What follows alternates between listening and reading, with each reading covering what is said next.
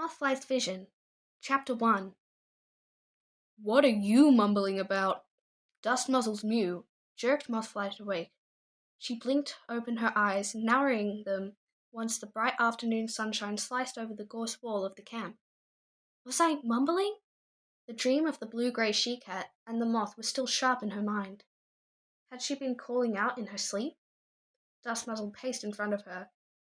You said you wanted to go with someone. Spotted Fur stopped beside Dustmuzzle, his eyes warm with affection. I thought only old cats took afternoon naps. He nudged Dustmuzzle. Your sister has been hanging out with Rocky too long. Rocky looked up as he heard his name. The old ginger and white Tom blinked from his nest in the long grass beside the sandy hollow. She could learn a lot from me, he grunted. I've seen more moons than any of the three of you put together. The kitty pet had been with the clan for only a few moons. He arrived shortly after Greywing had called the groups of the cat's clans for the very first time, a word that had seemed right from the moment Greywing had said it. But Rocky had taken to clan life like a frog to swimming. He didn't hunt as much as the younger cats, complaining that his paws were too slow for chasing. But he loved to help Holly and Eagle Feather with their tunneling. Holly was always planning new tunnels, digging through old rabbit runs to make shortcuts to new ones. Mothflight scrambled to her paws. I didn't mean to fall asleep, but the sun was so warm. Leaf Bear was finally loosening its grip on the moor, and the new leaf sun felt luxurious after hard moons of frost and ice.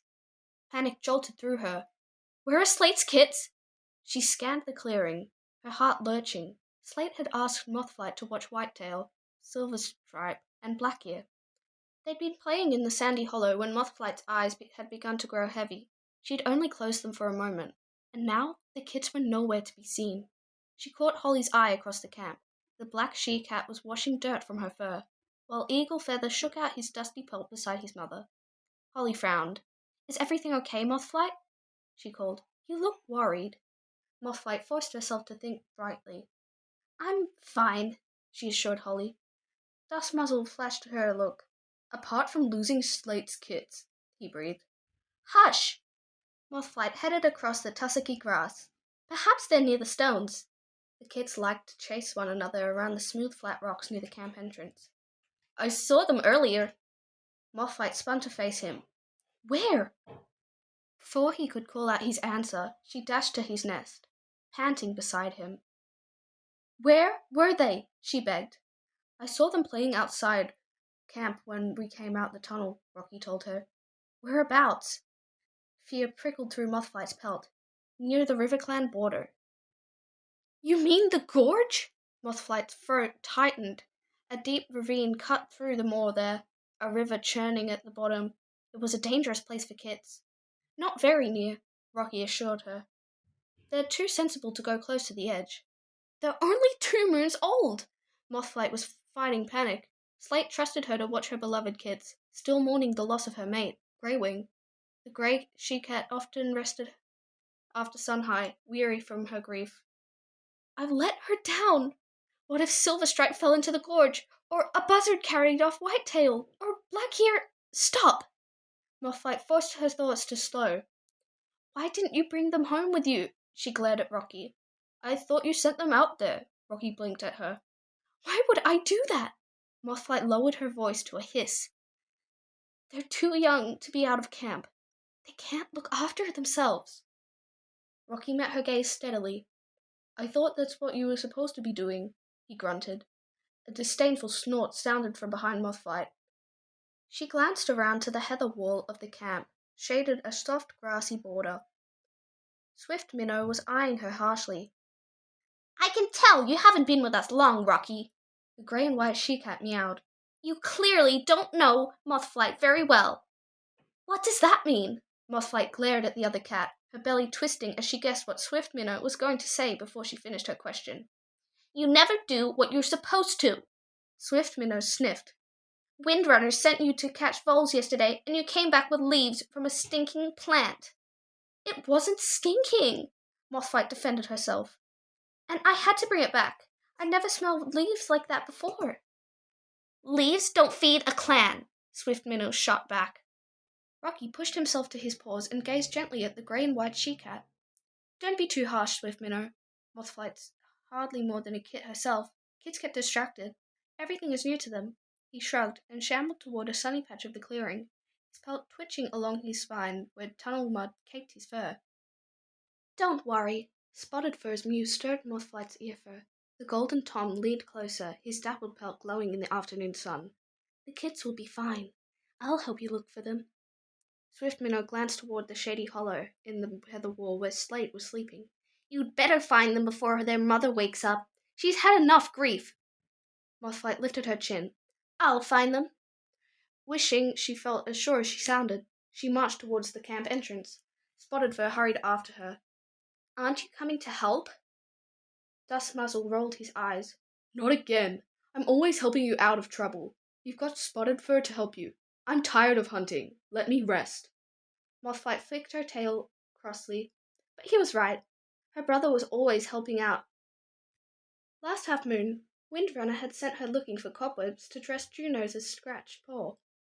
But the night had been so starry, Mothflight had been distracted by the reflection of the sky, glittering in a puddle. It had been Dust Muzzle who'd come up to her in a hurry, and had finally found a clump of cobwebs among a pile of rocks where she'd been spotting patterns in the stars. I must learn to focus on what I'm supposed to be doing. Otherwise, I'll never... Should we head out for the gorge? Spotted Fur's mute cut into her thoughts. The gorge? She stopped outside the camp entrance and frowned for a moment. Then she hissed, angry with herself. Her thoughts had been wandered again. Promising herself she would try harder, she nodded. Of course, that's where Rocky saw the kids last. She stared across the wide swaths of brown heather, rippling softly into the new leaf breeze. Full moon was in 2 days, and another half-moon the moor would be green with budding leaves, something she had only heard older cats talk about. Mothflight could hardly wait for the fresh, clean scent of new life. This would be her first new leaf. All she could remember was snow and ice and the slow dying of the moorland in the moons before Leaf Bear. Now it was all going to come back to life again. Excitement fizzed in her pores. Mothflight! Spotted Fur's mew was stern this time. We need to find the kids. She shook out her fur, feeling guiltier than ever. Why did there have to be so many things to distract her? The kids! She curled her claws into the grass, determined that this time she would stay focused on finding them. The heather rustled ahead of them, and Willowtail slid out from beneath the bushes, a mouse hanging from her jaws. She dropped it and looked at Spotted Fur. What's this about the kids? I've lost Slate's... Spotted Fur cut Mothflight off before she could finish her confession. Slate's kids have wandered out of camp, and we're going to find them. Mothflight glanced gratefully at her friend. Rocky said he'd seen them near the gorge. He added. Willowtail's eyes rounded with worry. I'd better come with you. 3 noses are better than 1. Leaving her mouse, she began to hurry down the slope, breaking into a run as she weaved between the clumps of heather. Spotted Fur hurried after her, and Mothflight ran behind. Keep your mouths open to taste for their scent, Willowtail called over her shoulder. Mothflight caught up with Spotted Fur, opening her jaws to let the moor scents bathe her tongue. The smell of warm peat filled her mouth. She narrowed her eyes, peering at the slope below, hoping to see a flash of familiar fur. Can you smell them? She puffed. Spotted Fur's gaze was fixed ahead. Not yet, but with Willowtail helping, we're bound to find them quickly. Willowtail had slowed as the slope steepened towards the gorge. Check that stretch of heather, she called to Spotted Fur. Where should I look? Mothflight called. Stay with Spotted Fur, Willowtail called back. We don't want you getting lost too. Mothflight's pelt prickled. Did every cat in WindClan think she was useless as Thistledown? Obediently, she slid between the heather bushes and after Spotted Fur. A distant tang touched her nose. I can smell the river. From here? Spotted Fur turned to face her, heather crowding on either side and arching over their heads. I can smell the water plants that line it. Mothflight felt a pang of longing. I've always wanted to go see them up close and pick a few. Water plants are so interesting. Why don't they drown? Don't they need wind like more plants?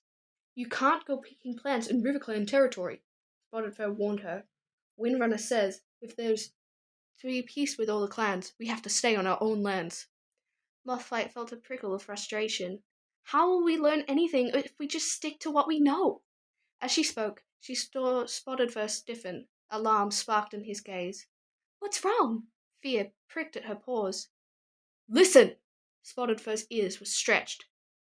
Mothflight stretched her ears too, straining to hear what he had heard. The faint wail of a kit sounded through the heather. Then Willowtail's frightened yell sounded from the downslope. Spotted Fur! Come quickly! The kits are in trouble! Spotted Fur plunged through the heather. Heart pounding in her ears, Mothflight raced after him.